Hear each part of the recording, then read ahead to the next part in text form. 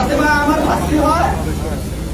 আমার এই 5 বছরের ভাস্তিকে এই হিন্দু ছেলে কলিগরা তাকে বিকাল 5টার দিকে হলুদ খেতে ডাকে নিয়ে তাকে ধর্ষণ করা হয়েছে।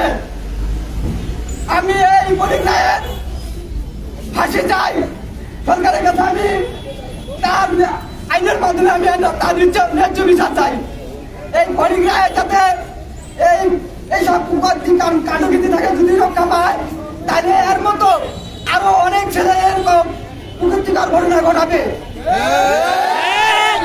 আপনাদের কাছে অনুরোধ, আপনাদের কাছে সবার কাছে আমার অনুরোধ, আপনারা এই যে নারী নির্যাতন করছে তার বিরুদ্ধে আপনারা ধর্ষণের বিরুদ্ধে একতা করেছেন, ঐক্যবদ্ধ হয়েছেন।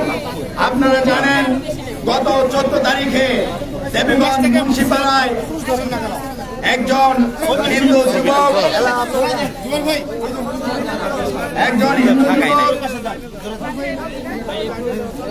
5 বছরের শিশুকন্যা ফাতেমাকে জোরপূর্বক ধর্ষণ করে খেলার মাঠে খেলার কথা বলে খেলনা দেওয়ার কথা বলে তাকে নিয়ে গিয়েছে, অথচ অপেক্ষা করছিল। আমরা এই প্রশাসনের প্রতি তীব্র নিন্দা জানাই।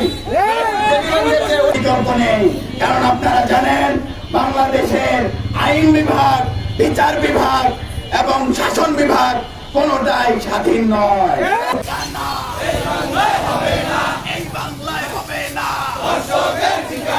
আমার বোনের কান্না